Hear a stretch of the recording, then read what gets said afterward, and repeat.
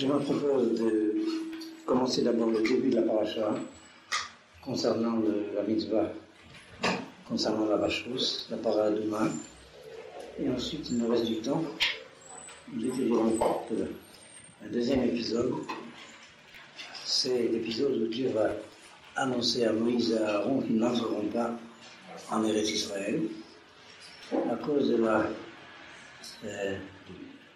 péripétie, disons, des eaux de Mériba. C'est bien Mériba cette fois-ci, on va voir ça tout de suite. Oui. Lorsque le peuple a demandé de l'eau, que Dieu avait demandé à Moïse de parler au rocher, et au lieu de parler au rocher, Moïse a frappé le rocher.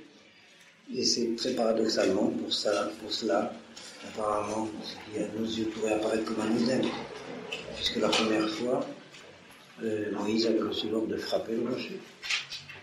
Et que de toute façon, cette fois-ci, comme vous l'avez dans le texte, Dieu avait demandé à Moïse de prendre le bâton. Pourquoi faire si ce n'était pas pour frapper? Donc c'est un épisode, une péripétie assez difficile à comprendre, à suivre en tout cas. Et c'est là que Dieu va demander à Moïse et à Aaron de ne pas entrer, va décréter qu'ils n'entreront pas en Eretz Israël. Alors j'attends que tout le monde est à lire. Et alors s'il nous reste du temps, après la première partie, j'espère, nous verrons ce deuxième sujet, à moins que quelqu'un ait un autre passage de la Torah à vouloir étudier. Je vous attends jusqu'à ce que j'ai pris un peu d'eau, mais est-ce que ça va C'est sûr, là-bas aussi? Parce que je vous vois inquiet comme ça. Vous faites voilà. Alors, est-ce que vous avez un sujet à étudier particulièrement? Je vous répète que ça ferait plaisir que vous me posiez des questions.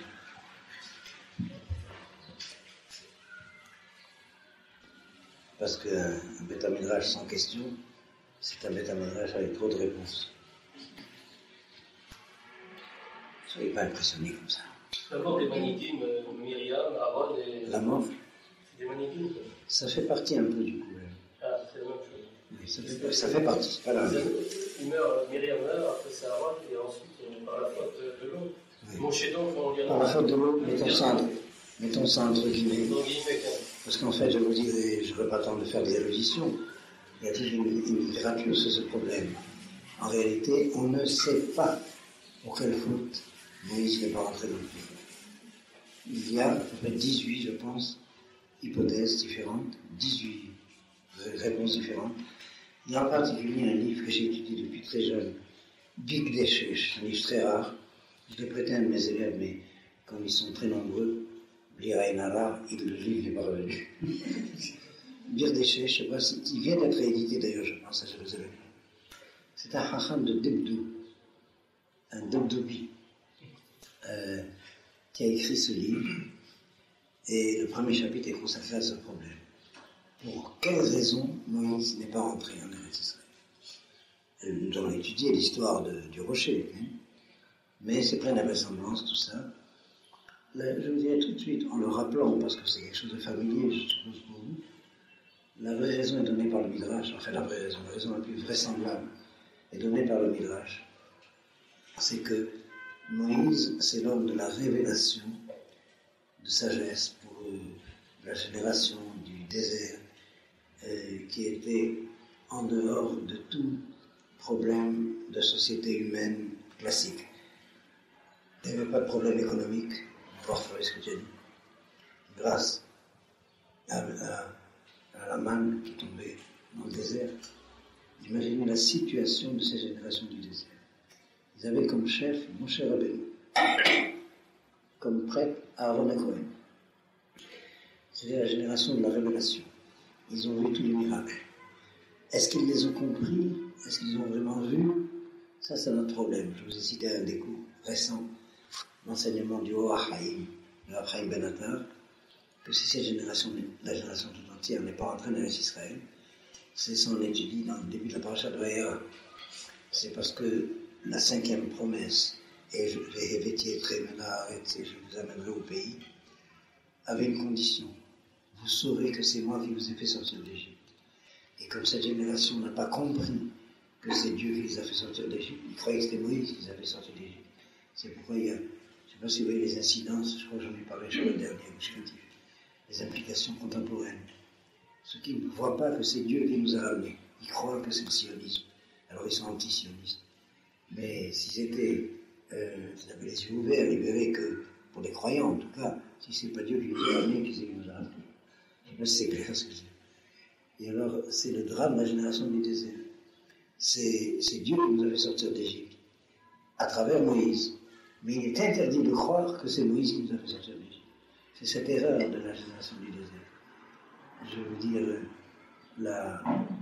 le signe, en m'appuyant sur l'enseignement du Gaon de Vilna, qui a mis en évidence que dans tout le récit de la Gada de Pessah, on ne fait pas allusion à Moïse. Je ne sais pas si on est tellement familier qu'on ne voit pas. Hein. Mais il y aurait là, s'il n'y avait pas une raison très importante, une ingratitude monumentale. On ne fait pas allusion à Moïse et la sortie. Au Seder de Pessah. Je ne sais pas si vous vous rendez compte. Pourquoi? Pour pas qu'on croie que c'est lui qui nous a fait sortir d'Égypte. Or, c'est lui qui nous a fait sortir d'Égypte. Mais pourquoi? Parce que c'est Dieu qui nous a fait sortir d'Égypte grâce à Moïse. Bon, je crois que c'est suffisamment clair. Et c'est un problème contemporain. Il y a je crois qu'on peut relier à cela, non, c'est pas qu'on peut, le Gaon de Vilna dit Beferouch, que le verset qu'on cite, Ani velo malach, Ani velo shaliach, Ani velo shaliach, c'est Moshe Rabbeinu. Moi et pas un envoyé, il s'agit de Moïse. Ani velo acher. Alors, je ne sais pas si vous voyez à quel point nous sommes une génération très comparable à la génération de la sortie d'Égypte, puisque le même problème se repose. Ceux qui vivent les événements, qui ne voient pas que c'est Dieu qui les dirige. Et regardez à quel point c'est étonnant ce qu'on lit dans la Bible, le récit dans la Torah de cette génération-là. La Torah nous raconte qu'ils ont assisté au fait que c'est Dieu qui intervient. Ils n'ont rien vu. Ils ont cru que c'était Moïse. Donc on peut se consoler. S'il y a des gens qui ne voient pas aujourd'hui, ils ne sont pas plus grands ou plus petits que ceux de la génération du désert. D'ailleurs, d'après la Kabbalah, je ne voudrais pas que vous ayez peur. Nous sommes la réincarnation mamash de la génération du désert. Il y a tous les personnages. Dathan, Abiram, Shuvali Taloni. Vous rigolez, ils sont tous là. Regardez bien leur figure. Vous allez les reconnaître. Les explorateurs. Mais non seulement c'est les mêmes problèmes, c'est les mêmes profils d'identité. Il y avait la même mauvaise foi, il y avait la même sainteté parfois, pour les uns, pour les autres. Et je crois que, je vais ajouter quelques phrases là-dessus, c'est un point important. On est doublement rassuré. Le fait que nous vivions la même histoire, ça nous rassure sur cette génération du désert, de qui on pourrait se demander, qu'est-ce qu'il leur a appris à nos ancêtres, hein? On voit très bien à quelle situation, lorsqu'on est confronté, le peuple juif, le peuple hébreu réagit en tant que peuple hébreu. Comme Moïse l'a défini, c'est le peuple élu, entre guillemets, c'est Baravano. Il a défini Dol Ekesh Talto, une génération Ekesh Talto. Je crois qu'en français on ne peut pas dire autrement que de gens tordus. Ekesh Talto. Ankh c'est rien.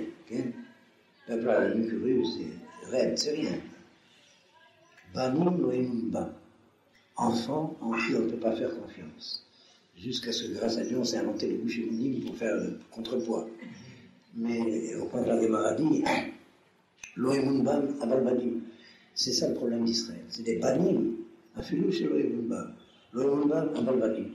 Vous voyez la tension qu'il y a entre ces deux définitions d'Israël. Et inversement, la génération contemporaine pourrait être désespérée. Qu'est-ce que c'est que ce peuple qui est en train de se suicider? Bon, vous suivez les journaux, je suppose, de ce qui se passe à la Knesset aujourd'hui. Mais ils sont en train de se suicider chaleureusement, avec joie. Mais, ça, c'est nous, c'est nos ancêtres de la génération du désert. Enfin, grâce à Dieu, Dieu est grand. C'est pas parce que les Arabes le disent qu'on va se priver de le dire. En tout cas, pour revenir au sujet, pourquoi je vous parle de ça? Attendez, pourquoi je vous ai parlé de ça? D'où je suis sorti? Hein? Ah oui, donc je finis. Donc c'est une génération qui n'avait pas de problème économique, Naman, grâce à Moïse, qui n'avait pas de problème militaire, les Hanane Kavod, dont on parle à Sukkot, les nuages de la gloire, qui étaient la protection du camp d'Israël, c'était Tsahal dans le ciel, Hanane Kavod, grâce à Aaron, et puis l'eau, le puits, grâce à Myriam. C'est ces trois Manigim. C'est-à-dire, c'est une génération qui n'avait pas les soucis d'une société humaine habituelle. Et par conséquent, qui était uniquement vouée à étudier la Torah sous la direction de Moïse, notre maître lui-même, pour se préparer à son histoire. C'est le cas particulier, Israël, d'une nation à qui la Constitution a été révélée avant que l'histoire ne commence. Pour toutes les nations, la Constitution s'élabore à travers 1000 ans d'histoire. Étudiez l'histoire de la Constitution française. Elle s'élabore à travers l'histoire de 1000 ans et de 2000 ans. Et en fin de compte, elle est ce qu'elle est. Tandis qu'Israël est un cas particulier, sa Constitution lui est révélée avant que son histoire ne commence. C'est la Torah.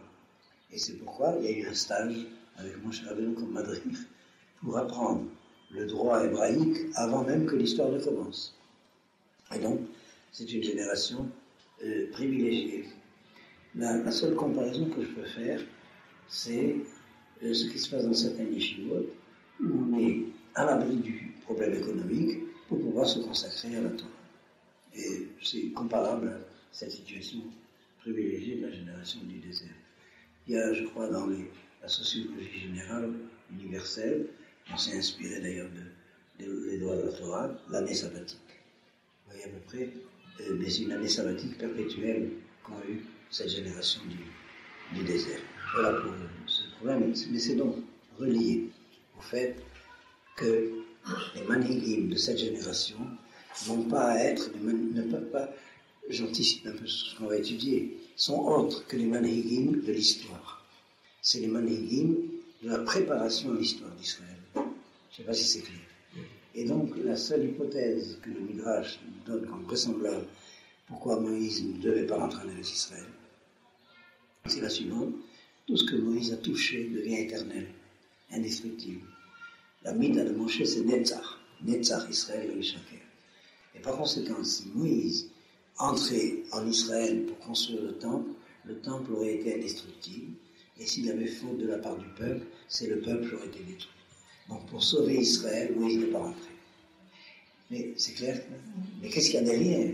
Il y a la génération du savoir, et cette génération du désert est appelée Dordéa. C'est la génération qui a été appelée à la connaissance. Qui se rappelle du verset? Le verset vous dit chaque Shabbat. N'oubliez pas, vous n'avez pas la prière de Shabbat. Ata, la Da'at. Et cette génération était appelée à la connaissance. On t'a révélé pour que tu saches. Tu as été appelé à savoir. C'est une génération de la connaissance, et puis il y a la génération de l'action, de l'histoire qui commence avec Josué. Ce relais entre Moïse et Josué, on va apprendre la péripétie, c'est dans les eaux de Mériba, mais dire que c'est en punition du fait que Moïse a frappé le rocher, c'est une hypothèse qui n'est pas retenue par les Romains, enfin par la Torah Shabbat. Qu'est-ce qu'il y a là derrière? Vous avez compris? Quelle est ta question? Oui, il y a une grande distinction à faire entre la génération du désert et notre génération, parce que ceux-ci sont en train de nous. Attends, ils sont pas en train. Actuellement. Ah, oui, très bien. Eh bien, c'est très bien ces questions. Oui, c'est un bêta midrash, je les aidais avec les professeurs. Professeur, c'est pas moi.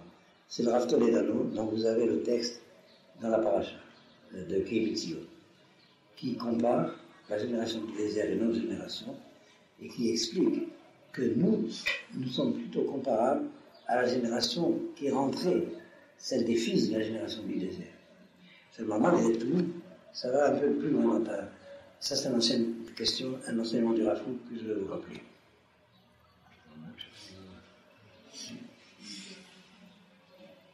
J'ai déjà béni.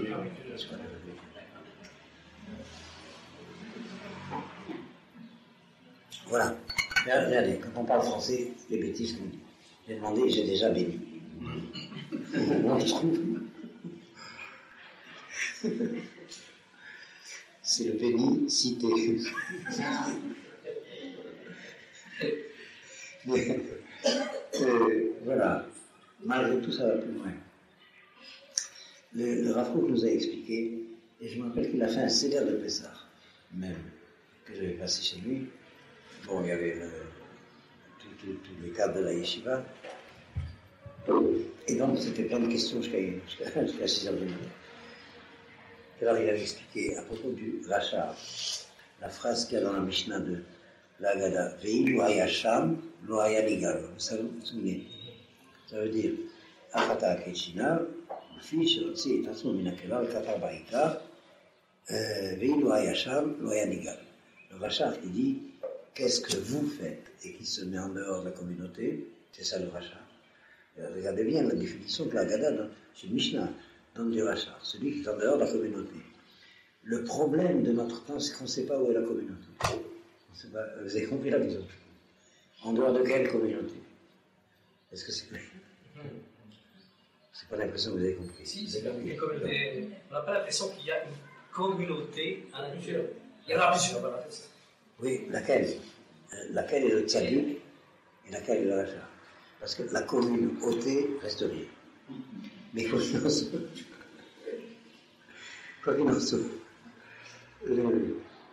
le texte a dit Vivoyacham loyanigal.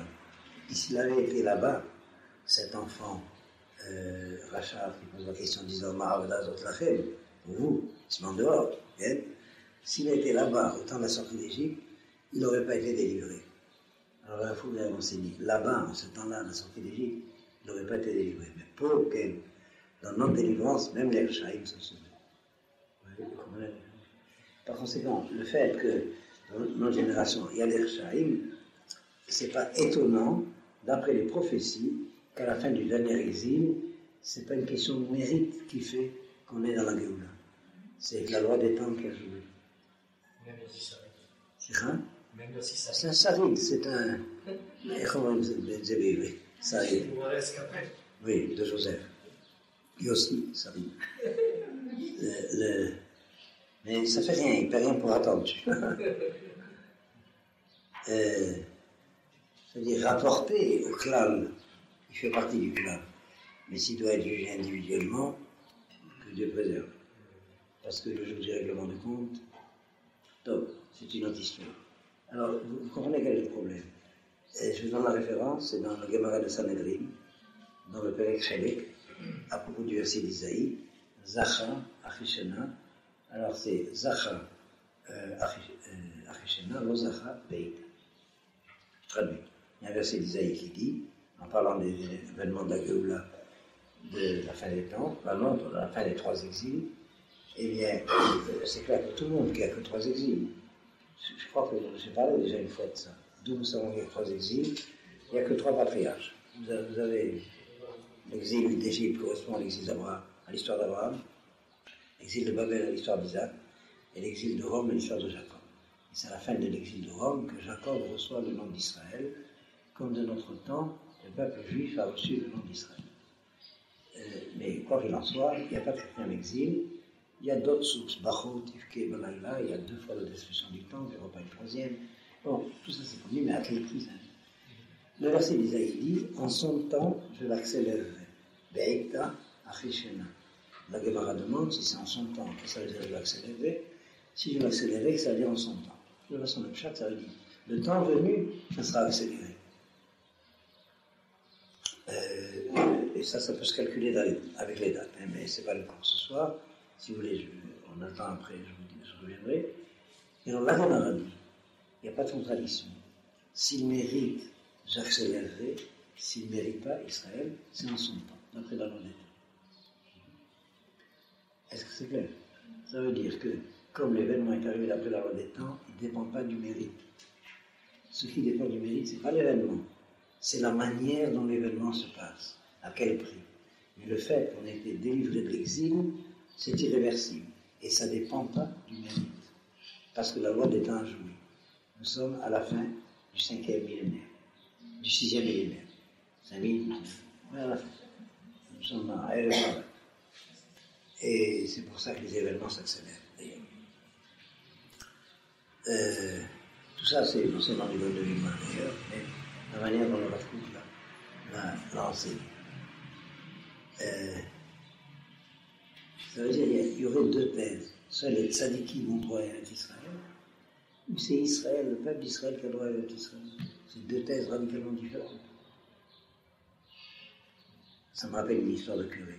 Vous allez comprendre vous-même le lien. Bien.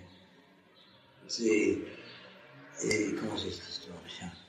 Ah oui, il y avait un chrétien un jour qui va voir son curé qui dit « Moi je ne veux pas aller au paradis, je préfère l'enfer. » Il faut voir ce qui t'arrive. Il dit « Au paradis, il n'y aura que des curés et des bonnes œuvres. Je ne veux pas aller là-bas. » Vous avez compris? Alors, on revient au sujet. Et encore, il a dit ça autrement, lui, dans la peur. Bon, s'il n'y a pas d'autres questions, on marche. Alors, prenez-le. Voilà, je vais vous expliquer, comme d'habitude, le sujet que je vais étudier, parce que vous êtes maintenant habitués, dans chaque texte, il y a autant de sujets que de mots du texte. Voilà, c'est la question de la vache rousse. Je vous rappelle rapidement de quoi il s'agit. Celui qui s'était rendu impur par contact au cadavre, qui est le principe de toute impureté, même par proximité à un cadavre, je parlerai de ça un peu plus en détail, peut se rendre pur avec le bain rituel où on a aspergé avec les eaux où il y a les cendres de la vache rousse. Et alors, cette loi-là, la Torah va l'appeler Chukat HaTorah, le statut de la Torah. Le mot de Chok, féminin Chukat, dans l'hébreu moderne, Chukah c'est la constitution, mais Chok et Chukah c'est le statut, avec un T à la fin. La loi intransigeante et de laquelle on n'a pas à chercher de raison, de laquelle on n'a pas à chercher ni causalité, ni finalité. C'est comme ça, des axiomes pour la mathématique. On ne cherche pas la raison des actions. Les actions sont des actions. Et alors donc, la question est pourquoi cette mise en particulier, que celui qui est impur peut se rendre pur par le sang de la vache rousse, ça c'est Chukat de la Torah. Quel rapport avec la notion de Torah qui dépasse infiniment une des mitzvot de la Torah? Est-ce que c'est clair? Beaucoup de Midrashim, beaucoup de commentateurs ont posé la question comme ça. Pourquoi le verset ne dit pas Zot Chukat Atuma? Voici le statut du cas d'impureté, ou Chukat Tamé, de l'impur. Pourquoi ça n'avait pas été dit Zot Chukat Apara? Voici le statut, le chok de la para. C'est ce point-là que je voudrais étudier dans ce texte et qu'on va lire. Mais d'abord une petite introduction de vocabulaire. Nous avons en hébreu, pour dire les lois, la loi, énormément de termes. Et chacun de ces termes a une signification particulière. Je reprends une phrase de la Haggadah par exemple. Ma ha-mitzvot, ha-chokim, ha-mishpatim, asher tzivah Hashem. Il y a les mitzvot, il y a les chokim, il y a les mishpatim. D'une façon très générale, mitzvot c'est ben adam lamakom, chokim c'est ben adam lahavero, ça peut être l'inverse, mitzvot c'est ben adam lahavero, chokim c'est ben adam lamakom, mishpatim c'est ben adam lahavero, c'est les jugements de la vie sociale, mishpatim. Je résume, non, je schématise un peu le sujet sur deux termes, chok et mishpat. Et alors on a l'habitude de dire que le chok, c'est une mitzvah dont on n'y a pas à chercher de raison. C'est comme ça, c'est comme ça. Il y a un équivalent dans l'expression traditionnelle, Gzerat HaKatuv. Le texte a décidé comme ça. Gzerat HaMelech.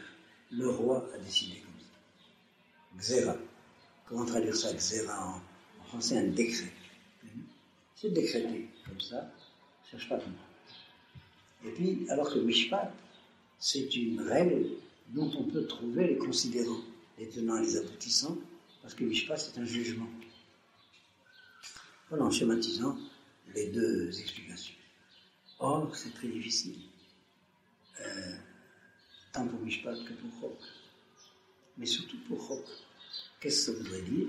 Qu'il y a des dispositions de la Torah, les Chokim, les Chokot, les nuances, mais enfin, ça va un peu dans le même sens, qui seraient à la limite arbitraires, purement discipline, mitzvot, anashim et mada, comme dit le prophète, de pratiquer les mitzvot comme on pratique une discipline, que ça n'a pas de signification autre que le fait que ça nous soit demandé, que ça n'a pas de signification autre que le fait qu'il faille le faire. Ça ne va pas avec la Torah. La Torah, c'est la révélation de la sagesse que Dieu nous révèle pour la vie dans le monde qu'il a créé. Qu'est-ce que ça veut dire? Que le hukm n'a pas de signification. Je dis pas n'a pas de sens, n'a pas de signification. Tant pis que vous avez dans la paracha de Bechukotai, vous verrez vous-même la référence. Tout au début de la paracha de Bechukotai, vous verrez Rashi. Im Bechukotai telechu. Si vous suivez mes chukot, ushmartem va'asitem otam, et que vous les observez et que vous les accomplissiez, et alors il y a toutes les bénédictions. Et Rachid dit que c'est une Bechukotai telechu. Ne va pas croire que c'est si vous suivez mes commandements, si vous les appliquez. Là, ça a été dit par la suite. Ushmartem va'asitem. Donc, im Bechukotai telechu, c'est tihu avelim batorah. Que vous travaillez dans la Torah dans le sens d'étudier. Que vous étudiez la Torah. Et étudier la Torah, c'est sous quelle rubrique? Chukotai. Donc, ça veut dire, apprenez qu'est-ce que ça veut dire. Et je vais vous dire, si on doit déduire une conduite, littéralement une casuistique, chaque cas est un cas dont on doit avoir la loi. C'est la casuistique, c'est la science des cas. Si on doit déduire une casuistique de loi dont on ne comprend pas la signification, on risque de déduire des règles fausses. Si on ne comprend pas le sens des lois, comment conclure pour telle ou telle situation de l'histoire, telle situation de la vie? Je vous donnerai une comparaison. Imaginez un garçon de laboratoire ignorant. Est-ce qu'on peut confier une ordonnance à un garçon de laboratoire qui ne comprend pas de quoi il s'agit dans l'ordonnance que le médecin va lui écrire? Il faut se méfier des garçons de laboratoire qui ne comprennent pas ce qu'ils font. Ça me rappelle une histoire de l'armée. Vous savez que dans l'armée, il y a des ordonnances. Une fois, une ordonnance qu'on a envoyée à la pharmacie, il est revenu. Il dit, il y avait écrit ici, on exécute les ordonnances. Je me rappelle, j'ai fait l'armée. Ici, on exécute les ordonnances. Mais quoi qu'il en soit, vous voyez, cette idée qu'on ne peut pas comprendre ce que la Torah demande, c'est une idée difficile. Alors c'est pourquoi il faut aménager tout ça. Il y a un midrash qui dit que le roi Salomon, qui était le plus sage d'Israël, a cherché à comprendre le sens de la vache rousse et il n'est pas arrivé. Amarti, comme on met le verset, Ahakema veir kamimeni, c'est ça? Oui, exactement. Ma? Comme tu as dit. Oui. Et le roi Salomon dit, j'ai dit, je vais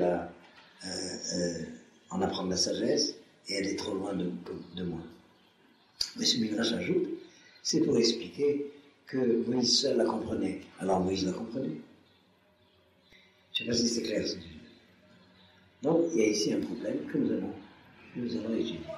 En fait, c'est que nous sommes très très très très bas en capacité de compréhension des actions de la Torah.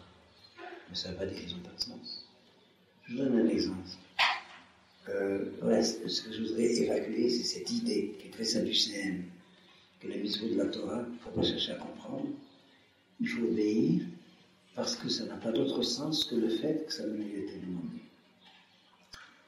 C'est une attitude très louable du point de vue de la fidélité qu'on demande à ceux qui sont incapables de la connaissance. Mais ceux qui sont incapables de la connaissance, ce n'est pas à eux qu'on confie l'élaboration du code. On confie l'élaboration du code à ceux qui comprennent de quoi il s'agit. Sinon, on va déduire un code faux. Et c'était le cas des Sadducéens. Est-ce que c'est clair ce que je veux dire? C'est-à-dire, on va se condamner à pratiquer une Torah fausse parce qu'on va confier au raisonnement la déduction, l'induction, comment on fait dans ce cas-là, alors qu'on ne sait pas ce que signifie la règle. Vous avez vu la catastrophe? C'est une catastrophe qui nous a atteints quand les Romains ont interdit la smicha. C'est un peu la question que je vous disais dans le rachat de quelle communauté. Jusqu'à ce temps-là, le temps des Romains, on savait à quel hacham il fallait s'adresser pour savoir ce que la Torah dit. Le hacham en question n'allait pas expliquer le sens de ce qu'il nous disait. Mais ça ne veut pas dire qu'il ne possédait pas ce sens-là. De la même manière que le médecin ne va pas vous expliquer le fonctionnement du tube digestif avant de vous donner un cachet d'aspirine. Ça ne veut pas dire qu'il ne connaît pas lui comment ça fonctionne. J'ai choisi d'afka l'aspirine parce que personne ne sait pourquoi l'aspirine guérit. Je ne sais pas si vous savez. C'est encore le mystère des trop fautes. Et c'est vrai, personne n'a compris ce miracle de la découverte de l'aspirine. C'est un médicament extrêmement important. Et donc, bon, bref. Je ne vais pas rentrer dans ce problème, c'est un problème passionnant d'ailleurs. Non, c'est vrai. On a remarqué une chose, celui qui a inventé l'aspirine a fait plus de bien à l'humanité que des millions de moralistes qui parlaient du bien et du mal. Parce que si on n'a pas de tête, on ne peut pas étudier. Bon, je reviens au sujet. C'est parce que j'ai avec la ramasse au bout. Pourtant, j'ai acheté mon ordonnance. C'est qu'est-ce que c'est une ordonnance? C'est les mythes de l'ordonnance. Et alors, bon, de quoi je parlais? Ah oui, la notion de Foucault. On entend la smicha. Alors, on savait qu'est-ce que c'était la smicha. À la fin de sa vie, le maître de la génération disait, lui, ça vient de haut en bas, le maître disait, après moi, de tous mes élèves, c'est celui-là qui me suit, qui me continue. Aujourd'hui, comment ça se passe? On fait des élections au consistoire. Comment on dit les grands rabbins? Ce n'est pas les grands rabbins qui lisent de leurs successeurs, c'est les simples fidèles qui ne connaissent rien, qui vont lire leur grand rabbin. Je ne sais pas si vous voyez le niveau kafkaïen. D'ailleurs, ce qu'on est les grands rabbins d'Israël, c'est des députés dont les 2 tiers sont athées qui lisent le rabbin. Voilà. J'entends pas. Ah, il y en a un. Je ne sais pas. Encore les pieux, je suppose.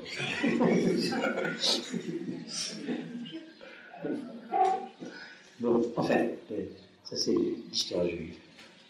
Je me rappelle, je vous raconte une anecdote. La première fois que je suis arrivé à Jérusalem, et j'étais fasciné par la devanture d'un photographe. Il y avait la photographie d'un diplôme de l'école rabbinique, signé d'ailleurs par David de Rothschild, pas par David de Rothschild, par son grand-père de Rothschild, qui garantissait l'élection d'un grand rabbin, je ne sais plus lequel. Et il y avait le titre du diplôme, fin d'études rabbiniques, à l'âge de 22 ans. Je ne sais pas si vous vous rendez compte. Fin d'études rabbiniques garantie par Rothschild. C'est comme ça qu'on fait les écoles. On reste, je ne sais pas moi, étonné. Alors le photographe en question avait mis ça à la vitrine comme une des curiosités de l'époque. Je reviens au sujet. C'était quoi le sujet quand je parlais? À la semaine. Et alors, donc c'était le hacham de la génération, le daïr de la génération, qui avait beaucoup d'élèves. Mais lui savait lequel d'entre eux était capable de lui succéder comme Dayan. Ça ne veut pas dire que les autres n'étaient pas établis à famille, mais celui qui était capable de dire, étant donné ce qu'est la loi, dans ce cas-là, voilà ce qu'il faut faire. Les Khamim n'ont jamais été en controverse sur la loi.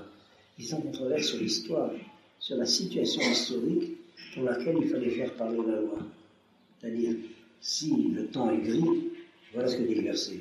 Si le temps est bleu, voilà ce que dit le verset. C'est là qu'il y avait la controverse. Est-ce que je vois gris? Est-ce que je vois bleu? Et vous savez très bien à quel point les gens ne savent pas voir de quoi il s'agit. L'exemple que je donne habituellement, c'est les journalistes. Le même événement, vous prenez 3 journaux, il y a 4 opinions. Vous voyez ce que c'est très difficile d'être témoin de vérité. Et alors, c'est le problème de la controverse des Khamim. Alors, c'est le maître qui sait lequel de ses élèves sait diagnostiquer, non pas le sens de la Torah, ils ont le même, mais qu'est-ce qui se passe dans l'histoire. C'est là-dessus qu'est la controverse. Est-ce que c'est clair ce que je suis en train d'expliquer là? Parce qu'il y a une grande raison de croire qu'on peut faire dire à la Torah n'importe quoi. C'est pas vrai. Tous les hachamim qui sont controversés sur une halakha ont le même verset. Si vous voulez, je peux vous en donner la démonstration. On prend une Gemara et on voit il y a 12 opinions sur un sujet, et je vous démontrerai que les 12 rabbins avaient le même sens du verset. Sur quoi ils étaient en controverse? Sur l'événement historique à propos duquel il fallait légiférer. Vous voyez la différence? Et ça, beaucoup de gens de bonne foi sont persuadés que les hachamim sont en controverse sur le sens du verset. C'est faux. Ou bien ils connaissent le verset, ou bien ils changent de métier. Tout ça veut dire que le verset peut dire. Ces expressions, on peut faire dire à la Torah n'importe quoi, suivant ce qu'on a dans la tête, c'est scandaleux. Vous voyez ce que je veux dire? Et Dieu sait qu'on entend ça. Et encore de la Torah, c'est pas difficile de voir qu'est-ce qui est écrit. Eh bien, c'est une chorma pour elle-même. Du Talmud, quand les gens disent, du Talmud, on peut tirer ce qu'on veut. C'est faux, c'est pas vrai. Et puis de toute façon, quelles que soient les opinions, quand la halakha le ma'aseh a été décidée, alors on pourrait comprendre comme ça si l'événement était comme ça. Et c'est Torah. Mais voilà, l'événement n'est pas comme ça. L'événement est d'après ce qu'il y a dit halakha comme celui-là. Je ne sais pas si c'est clair. Je vous donne un exemple dans les problèmes contemporains que nous vivons. Nous avons entendu parler du Rav Amital. Oui. Amital qui convertit des... Non. Amital de Gush Etzion. Oui. Neman. Et alors, bon, ce qui lui est arrivé dans son histoire personnelle, il faudrait un cadre pour le raconter. Mais je le connais, ce Rav, qui a été, non pas un élève vraiment, mais un ami de la yeshiva du Machazara. En fait, c'est pas n'importe qui peut dire qu'il est élève du Machazara, ou surtout élève du Rav. Bon, quoi qu'il en soit, il y a eu un psak-halacha ces derniers temps, des rabbins orthodoxes américains décrétant sur la halacha, on n'a pas le droit de rendre des territoires, de rendre, de donner, de vendre aux Arabes. Et là, on a interrogé la radio, le Rav Amital, question de ce psak. Il dit c'est un faux problème, c'est pas une question d'halakha. La seule question d'halakha, c'est de savoir si les accords d'Oslo c'est bon pour Israël ou si c'est pas bon pour Israël. Alors si c'est bon pour Israël, on peut donner les territoires, c'est pas une question d'halakha. Vous voyez le raisonnement jésuite, j'ai pas dit pharisien. Alors vous voyez, où est le problème? Le problème, c'est qu'il n'ose pas dire que la Torah dit on ne rend pas les territoires, ça c'est Torah. Hein? Il dit le vrai problème, c'est le diagnostic politique, le diagnostic historique. Est-ce que les accords d'Oslo, c'est bon pour Israël ou c'est mauvais pour Israël? Et une erreur là-dessus, c'est plus grave qu'une erreur de lecture. Parce qu'une erreur de lecture veut dire que tu n'es plus rabbin, tu ne sais pas lire, tu n'es pas rabbin. Je ne sais pas si c'est clair. Tandis qu'une erreur de diagnostic, qu'est-ce que c'est l'unique ou qu'est-ce que c'est Pétain, ça c'est grave. Vous voyez ce que je veux dire? Voilà quel est le problème. Jamais les rabbins, enfin les vrais rabbins, n'ont été en controverse. Qu'est-ce que dit le verset de la Torah de Moïse? Ils ont été en controverse. Qu'est-ce qui se passe qu'on fasse réagir le verset? Si, ceux qui ont fait du Talmud savent ça. Mais pour ceux qui n'ont pas fait de Talmud, ça vaudrait la peine, je vous promets toujours des petits cadeaux comme ça, on n'a jamais le temps. Ça vaudrait la peine qu'on ouvre une Gemara et que vous voyez ça vraiment, pour au moins démystifier cette espèce de mensonge qu'on peut faire de n'importe quoi au verset. Que les rabbins ne sont pas d'accord sur ce que dit le verset, c'est faux. Est-ce que c'est clair? Réagissez un peu. C'est la okimta, c'est la façon, c'est-à-dire, comme tu as bien expliqué le verset, tout le monde comprend, si les rabbins, tout le monde comprend ces cas versets. Mais le problème... Vous n'avez pas remarqué quand vous étudiez que quand on nous a montré quel est le sens du verset, la réaction était « Ah, c'est ça que ça veut dire ?» Bon, ben c'est ça le métier du rabbin, c'est de savoir ce que ça veut dire, c'est tout. Alors, mais dans la Gemara, j'étudie un peu la Gemara, je suis un nouvel amaret, je dis un petit peu... Ne sois pas trop modeste. Avec mon un peu modeste. Il a écrit un petit livre là-dessus qu'un jour je suis passé. Qui ça? Mon beau-père. Ah, bon. Oui, ça s'appelle la okimta, c'est-à-dire le cas, c'est-à-dire il faut diagnostiquer que quand on analyse une Mishnah, il faut voir qu'est-ce qui s'est passé exactement? À quel cas? Et d'après, parce que moi j'analyse d'après ce qui s'est passé là. Non, ça ne s'est pas passé comme ça. Ça s'est passé d'une autre façon. Donc il faut, à la limite. Ceci dit, le vrai problème, c'est le verset qu'on va citer, qu'est-ce qu'il veut dire? Comment les rabbins du Talmud, c'est pas des petits juifs avec un dictionnaire qui cherchent à savoir ce que le verset veut dire. Hein? Les rabbins du Talmud, c'est Moïse qui dit le verset. Et ceci dit, quand ils sont en étude, c'est à partir du fait que ça va de soi que le verset ils connaissent. Ils ne viennent pas nous enseigner ce que veut dire le verset. Étant donné ce que dit le verset, et ça va apprendre chez ton rabbin, comment on déduit la loi. Vous avez compris? Pourquoi? Parce qu'elle est la variante. Elle n'est pas le verset, la variante. La variante, c'est l'histoire. Dans l'histoire, comment sont les choses? Vous comprenez le problème? Par exemple, le véritable diagnostic, c'est pas du tout qu'est-ce que la Torah dit du Golan. La Torah dit clair du Golan. Golan, c'est un mot hébreu, ça suffit. Et puis, vous allez faire de l'archéologie, c'est plein de juifs là-bas, il y a 2000 ans, sur le Golan. La véritable controverse, c'est quelle est la valeur du Golan pour le sort d'Israël. Mais que la Torah dit que le Golan c'est Israël, ça, il n'y a pas de problème. Je ne sais pas si c'est clair ce que je dis. Et alors celui qui prend le pari de Munich, eh ben, il a pris le pari de Munich, et qui ne nous raconte pas qu'on peut faire dire à la Torah le pari de Munich. Voilà le fond des choses, c'est ça. Moi j'ai été élevé à une école où on a appris, il n'y a qu'un sens à la Torah, il n'y a pas 3 ou 4. Et puis tout ça c'est des légendes. Il y a une manière de chanter juste et il y a des fausses notes. Et chaque fois que quelqu'un écrit une fausse note dit c'est ma tradition, il faut lui dire c'est une fausse note, ta tradition. Vous avez compris ce que je dis? Et il y a 1000 manières de mourir, il y en a une seule de naître. Parce qu'elle est comparée. Ça veut dire on est par le Saint-Esprit. On est de sa mère. Ça c'est la naissance. La mort c'est Dieu préserve. C'est autre chose. Donc vous avez compris, il y a une seule vérité, il y a toutes les manières de se tromper. Ça, il faut refuser ça. Ce qui est entre il et les Shamaï, eh bien, c'est pas du tout qu'est-ce que le verset veut dire. C'est dans quel temps nous vivons. Est-ce que nous vivons encore dans le temps d'Olamazé ou déjà dans le temps d'Olamaba? La halakha qui est Olamaba, c'est Bet Shamaï. La halakha qui est Olamazé, c'est Bet Hillel.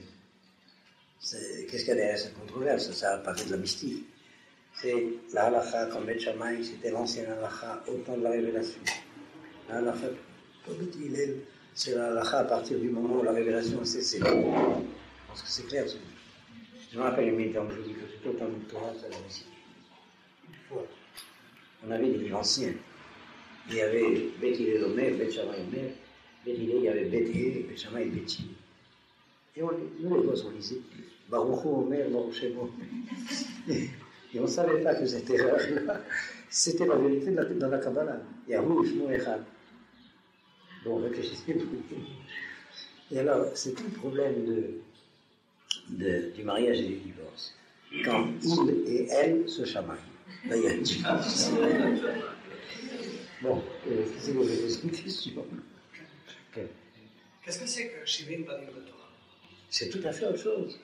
Shirin Panim la Torah, ça veut dire, on peut éclairer d'ailleurs ce que je viens de dire par cette formule, mais c'est tout à fait autre chose. Ça veut dire qu'il y a, à la racine du problème, il y a un visage de la Torah qui correspond à chacune des nations. Shirin Umot, Shirin Lashon, Shirin Panim. Mais de manière plus générale, Shirin, c'est la multiplicité. Ça veut dire, étant donné qu'il y a une multiplicité de situations sociopolitiques possibles, alors on peut déduire de la Torah. C'est le verset de la Torah, qu'est-ce qu'il dit? La multiplicité, c'est pas dans la Torah, c'est dans la réalité sur laquelle on fait réagir la Torah. Grâce à ta question, je m'aperçois que tu n'avais pas compris ce que j'avais dit. Non, laisse-moi parler, tu n'as pas fini. Et vous connaissez le verset qui dit que, à propos de Shirim Panim la Torah, que Patish, il faut c'est là.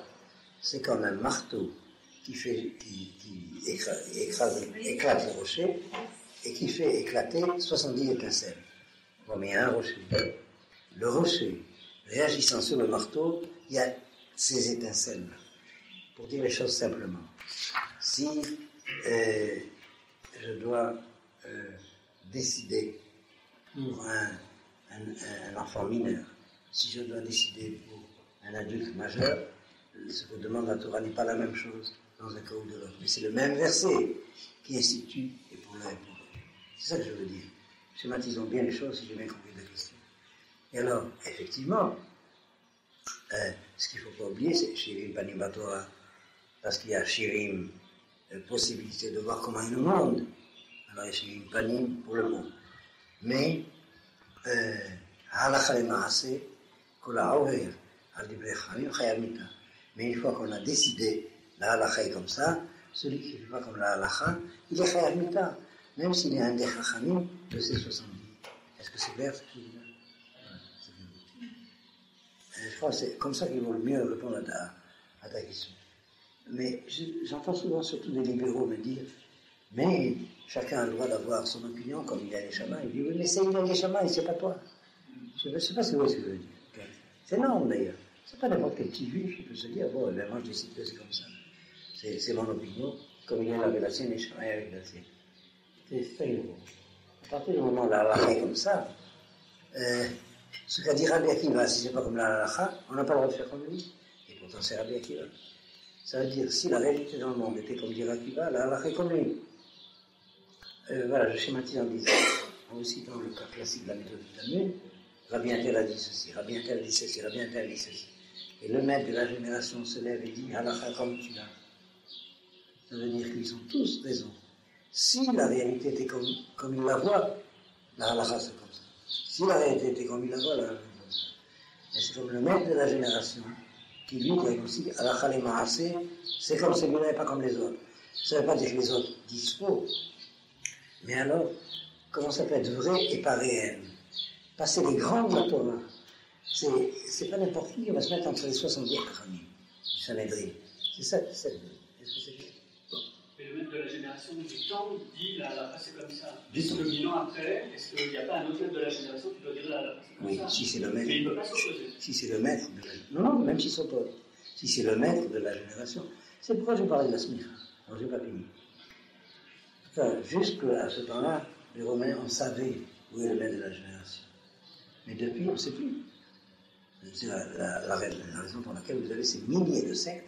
Chacun dit, mon rabbin dit que. Vous avez remarqué. Et alors, comment on va s'en sortir? Ce qui fait que la plupart des poskim, vous savez que sont les poskim halakha, les grands du savoir, qui donnent les décisions, raisonnent. Ils ont une puissance d'érudition telle qu'ils raisonnent sur les décisions antérieures. La décision postérieure qu'il va prendre doit dans tous les cas ne jamais contredire ce qu'il y avait avant. Mais c'est dans le cas où ils ne savent pas quel est le sens de la loi. Alors ils raisonnent sur la forme des décisions antérieures. Mais s'il y a quelqu'un qui sait quel est le sens de la loi, c'est lui qui doit décider. Maïmonide m'en est en plein désarroi à cause de ça. Le fait que les Romains ont arrêté la smira. Mais je n'ai pas fini. Maïmonide dit Yachid verabim halakha verabim. Un seul et plusieurs, la halakha est comme les plusieurs. C'est Gemara. Mais voilà, je veux dire ce que Maïmonide a cité après. Et donc, quand on a un cas nouveau, on prend la majorité des décisionnaires. Ça ne veut pas dire que la minorité a eu tort. Ça veut dire que la minorité a un diagnostic qui n'est pas celle de la majorité. La diagnostic le plus vraisemblable, c'est quand même celui de la majorité des Chachamim. Mais qui sont les Chachamim? Oui, il y a mystère dans le mystère. Et même il ajoute Ve'im ha'emetito hu harabim. Et si la vérité est avec lui qui est tout seul, c'est lui le plusieurs. Hachem hu Elohim, mais lui il est tout seul, Hachem. Je ne sais pas si vous voyez ce que je veux dire. Hachem c'est un singulier, Elohim. Et alors, il y a surtout, il faut faire une analyse de motivation. C'est ceci, c'est qu'en général, on va voir, pour avoir une réponse, celui dont on sait à l'avance quelle est la réponse qu'il va donner. C'est très dangereux. C'est les commentateurs. Ils connaissent la réponse avant de la poser. Exact. Et ils savent à qui Ouais. Vous voyez, quand les Juifs contemporains, la grande majorité, c'est celui qui va dire comme il voudrait entendre qui vont. Vous avez compris ce que je veux dire? Bon, c'est plus qu'un danger. Ça veut dire qu'ils ont le droit. Mais alors c'est une opinion personnelle. Dire c'est ça la halakha pour tout le monde. Alors qu'en réalité, l'analyse psychologique, c'est que c'est la halakha pour lui. Et pour lui, ça doit être comme ça. Parce que c'est pas pour lui qu'il va demander à celui-là. Mais c'est clair. Est-ce que vous suivez? Je veux dire, autant où la vie religieuse était normale, eh bien, chaque rabbin décidait pour ses juifs, parce qu'il les connaissait, il savait de quel type de juifs ils ont. Ça, on apprend de quel paracha? De Matot. C'est quel paracha? Bientôt. On étudiera à ce moment-là. La halakha, dans les anciens temps, était que chaque ville avait son Sanhedrin. Chaque tribu avait son Sanhedrin. Chaque ville avait son Sanhedrin. Parce que je ne sais pas comment vous dire. La halakha pour un juif du Yémen ne peut être donnée que par un rabbin yéménite. La halakha pour les juifs de Tchécoslovaquie ne peut même pas être donnée par un rabbin yougoslave. Vous avez compris ce que je veux dire. Chacun ses juifs.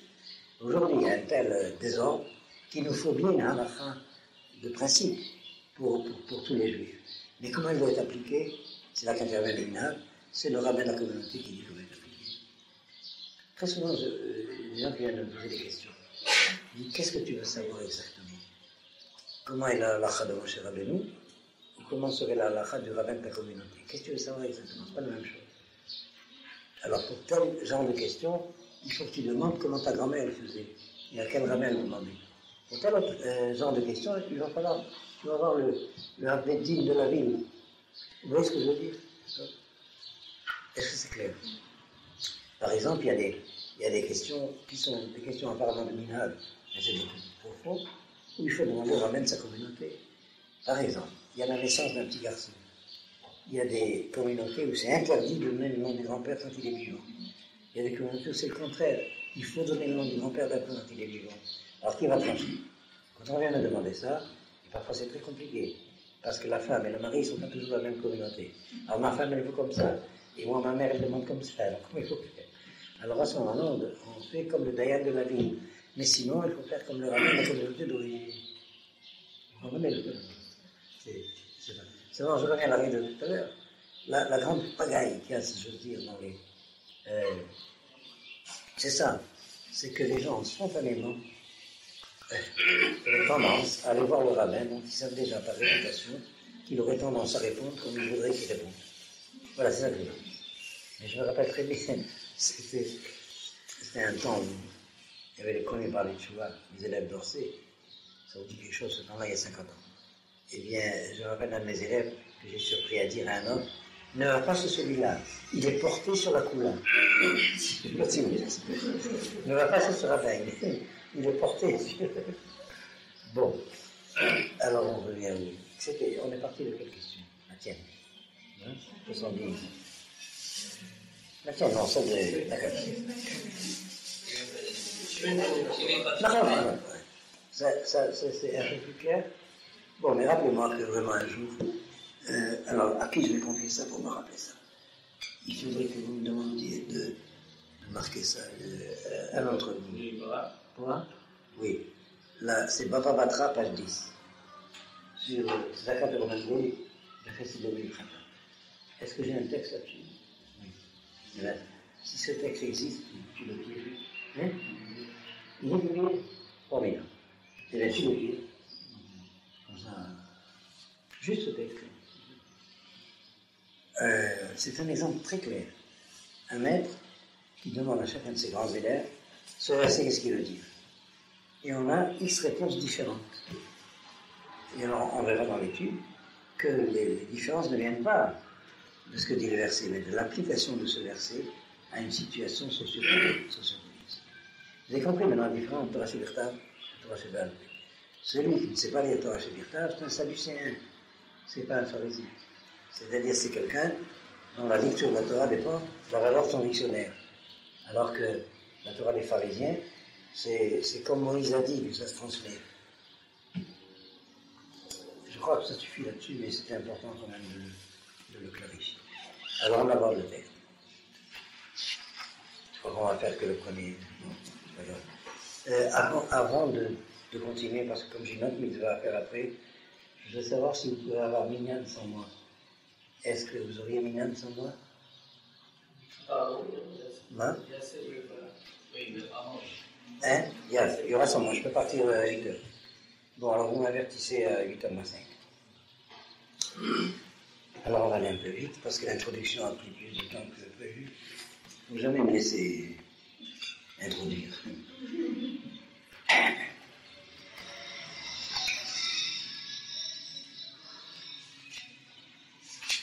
J'avais Rachem el Moshe et Aaron est mort. Et Dieu s'est adressé à Moïse et à Aaron en disant, il faudrait expliquer pourquoi les deux à la fois, mais j'ai pas le temps ce soir. Zotru kata Torah, voici le statut de la Torah, à ce Sriba Hachem est mort, que Dieu a prescrit de dire en disant, la belle béni Israël, parle aux enfants d'Israël, veikro elecha, et qu'ils prennent pour toi, para aduma, une vache rousse, temima. Temima, ça ne veut pas dire pure, dans le sens qu'elle n'aurait pas de défaut. Ça va être dit par la suite. Temima, ça veut dire être entièrement pure en tant que rousse, qu'il n'y ait pas un seul poil qui ne soit pas haut. Ça c'est Temima ici. Hachem Bamou, où il n'y aurait pas de défaut, ça c'est dit après. Hachem Ora la Aaron, et sur lequel je joue ce pendant.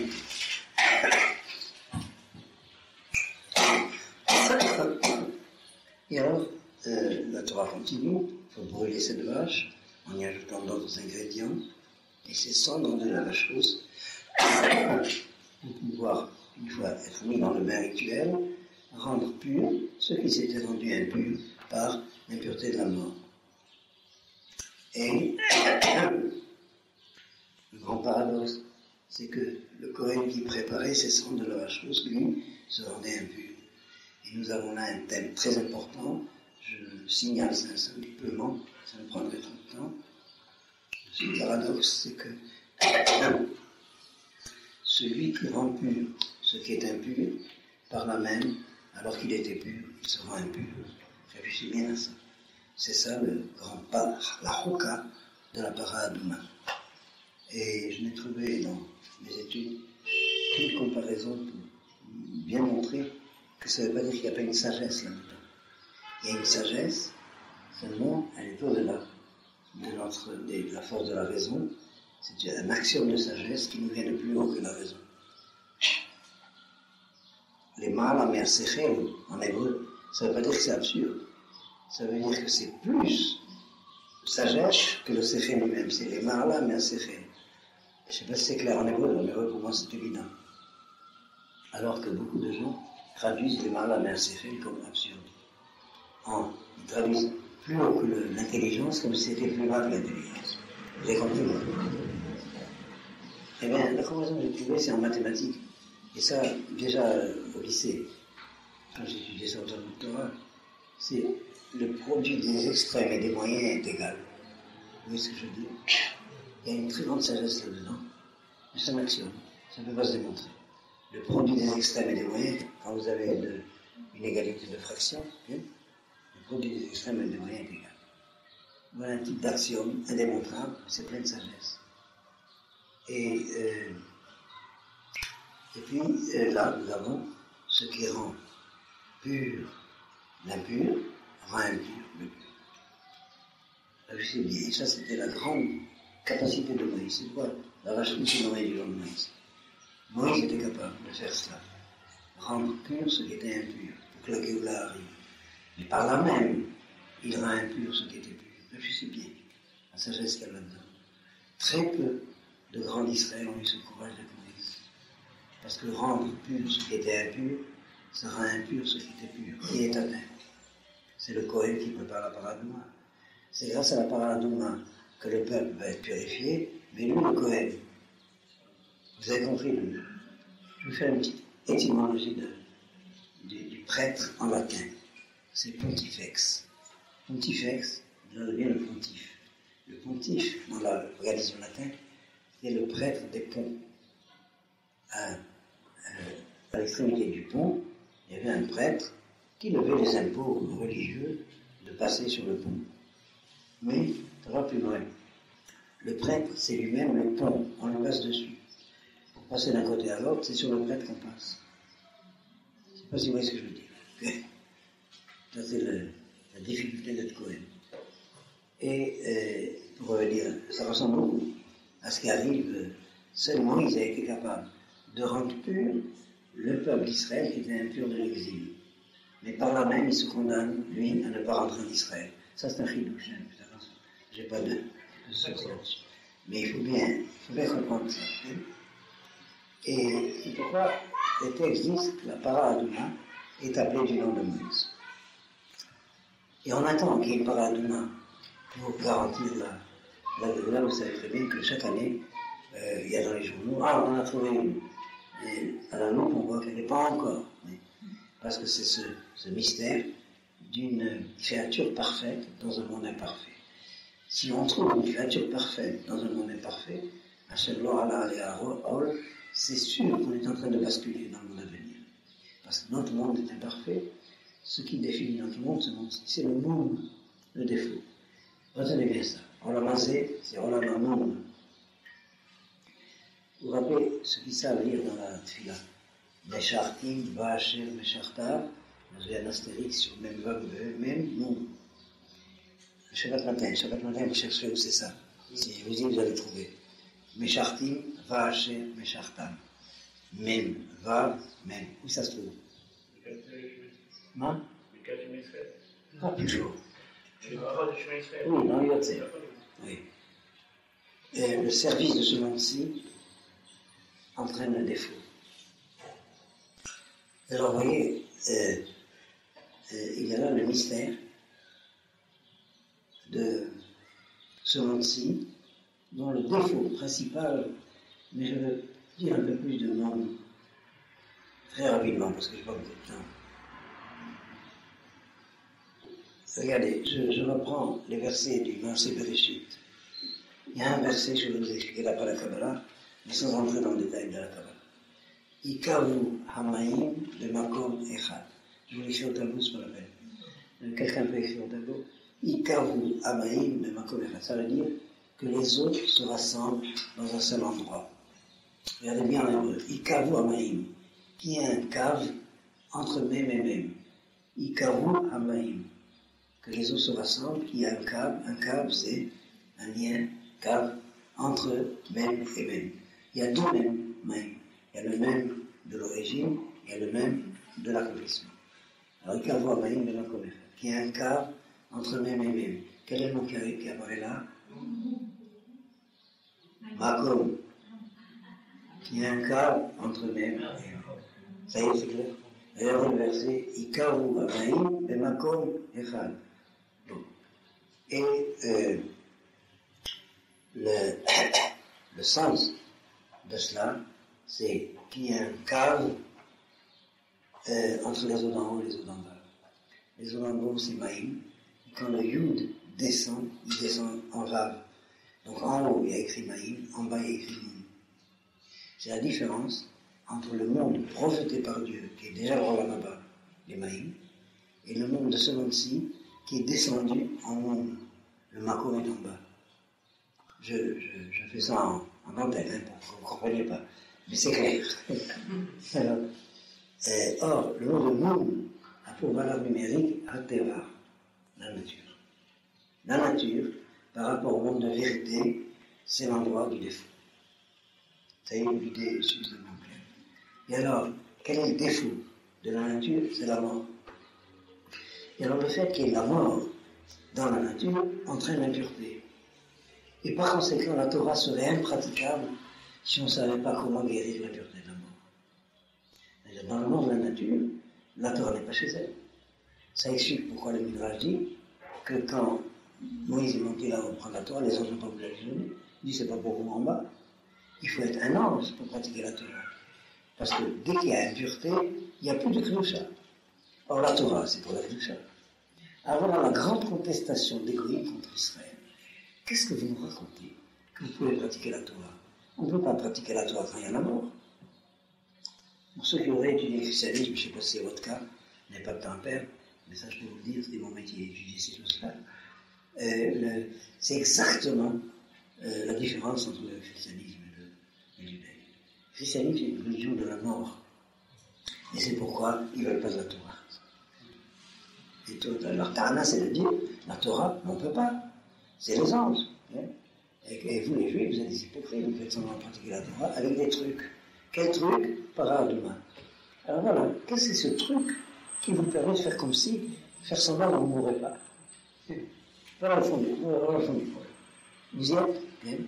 Alors effectivement, il faut savoir, Torah Minashamaïm. Nous avons reçu une Torah des anges pour la pratiquer sur terre. Et tous les goïms contestent ça. Ils disent qu'est-ce que c'est que ces trucs avec lesquels vous faites semblant de pratiquer la Torah? Pratiquez pas la Torah. Vous êtes mort, vous êtes impur, vous êtes... Ça y est, c'est clair? Bon, on lit ça dans Rashi. Alors regardez Rashi. D'autres cas de la Torah. Suivez avec moi avec Rashi. Les filles, chez un Satan, le monde d'Arla, c'est parce que le Satan et les peuples du monde, Monin et Israël, contestent Israël, l'Omar en disant, Ma mitzvah azou, qu'est-ce que c'est cette mitzvah? Matara mishba, et quel sens elle a? Les fichar katar bahuka, c'est pourquoi est écrit le mot de Huka.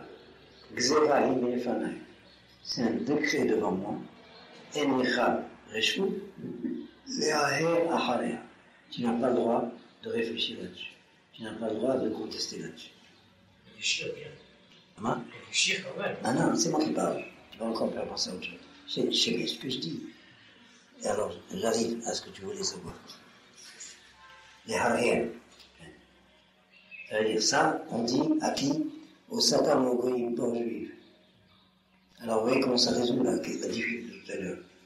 Le fait de dire que Hawk, ça n'a pas de sens, il ne faut pas chercher le sens. C'est pour le Satan et le goïm, c'est pas pour nous. Nous, on va comprendre que ça veut dire. Mais étant donné qu'il y a une contestation de la part des goïms, complaisance de Dieu, Dieu vous a donné un truc pour pratiquer la Torah, alors même qu'il y a l'impureté. Vous avez compris le sens que, en principe, on ne peut pratiquer la Torah s'il n'y a plus la mort. La Torah, c'est pour le monde à venir. La Torah, c'est pour les Kedoshim. Mais vous vivez dans un monde où il y a l'impureté. Alors qu'est-ce que vous racontez de pratiquer la Torah? Et alors, on va leur sortir une mode d'emploi. Ben voilà, la cendre de la vache rousse, ça nous rend pur, ce qui est impur. La réaction des goïms ne peut être que vous vous foutez de nous. C'est clair? Alors on leur répond, ah non, je ne cherche pas à comprendre. Le bon Dieu l'a dit, le bon Dieu l'a dit. Comment? Voilà quel est le problème. Est-ce que c'est clair? Et si vous voulez, il y a une phrase, les Sadducéens ont déjà parlé comme ça. Il y a une phrase dans le Gemara Shabbat, page 88, sur Maaseh Velishma. Quand les Sadducéens disaient aux pharisiens, vous êtes un peuple ampaziz. Comment on traduit paziz? Plus compressé. Paziz. Qui se précipite. Dès que Dieu vous a donné les 10 commandements, vous avez dit Maaseh Velishma. Nous comprendrons que c'est cet empressement. Alors on leur répond, nous avons confiance en Dieu, c'est Dieu qui parle. On est tranquille. Les autres, c'est des athées, ils ne savent pas trop ils parlent. Vous voyez ce que je dis. Alors les goïms nous disent, mais qu'est-ce que c'est ce pharisaïsme de la vache rousse? Alors on lui répond, c'est Dieu qui a dit, on ne cherche pas. Mais c'est aux goïms, aux Satan qu'on dit ça, pas aux enfants d'Israël. On va prendre des enfants du bon Dieu pour des canards sauvages. C'est aux canards sauvages qu'on dit c'est Hawk qu'on ne cherche pas à comprendre. Est-ce que c'est clair? C'est Rachid, vous avez dit Rachid, il n'y avait pas de problème. Vous voyez que tant qu'on n'a pas lu, on n'a pas lu. Alors voilà quelle est la question. Je pense que c'est clair maintenant. C'est un Hawk. Qu'est-ce que c'est un Hawk? C'est grâce à cette disposition que la Torah est possible. Et c'est pourquoi cette mitzvah s'appelle Hokat Torah. Parce que sans cette mitzvah, la Torah est impraticable. Voilà, c'est pas plus compliqué. Il m'a fallu 1 heure pour lire 2 mots. Hein? C'est ça. C'est pour ça que on est impur. C'est pour ça qu'on est impur. Mais il faut bien savoir comment est le problème. Si nous avions un Sanhédrin capable de diagnostiquer une vache rousse, il y aurait une vache rousse. Je ne sais pas si vous avez compris ce que je veux dire. Pourquoi il n'y a pas de vache rousse? Parce qu'il n'y a pas Moïse. S'il y avait, il n'y a pas encore Moïse, alors il n'y a pas encore la vache rousse. S'il y avait quelqu'un capable de dire, ben voilà, elle serait là. Vous allez me dire, je suis mystique. C'est pas vrai, c'est pire. C'est la Torah qui dit ça. Bon. D'ailleurs, aujourd'hui, je suis mystique, je ne suis pas mystique. Et alors, je voudrais ajouter pour les 5 minutes qui nous restent, vous savez qu'est-ce que c'est que la mystique? Non, il y a des Ashkénazes qui savent. Des Ashkénazes? Oui. Mystique, qu'est-ce que c'est? Mystique. Mystique, c'est le Khalaf.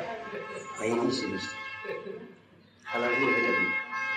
Bon, on revient au sujet. Je vais lire une lecture que j'ai lue, ça je vous garantis, c'était un Mefarech. Seulement, j'ai recherché dans le Or HaChaim, je ne l'ai pas retrouvé. Alors, je ne sais pas si c'est dans le Or HaChaim ou un commentateur du Or HaChaim.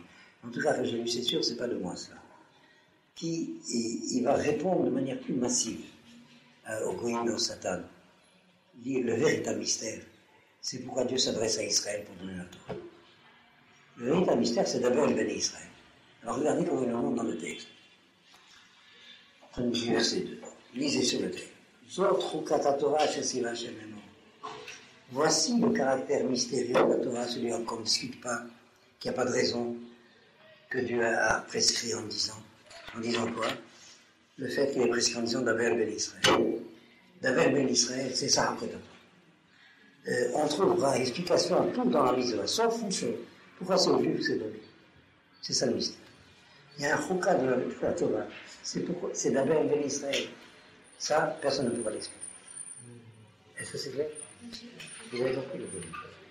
Donc, effectivement, on arrive à la notion de la chouka qu'on ne peut pas expliquer. Oui. C'est pas moi, c'est dans la Tamazir. Kevin? Non. Voilà. Oui, c'est qu'il y a mon avis celui-là, non? Comment il s'appelle?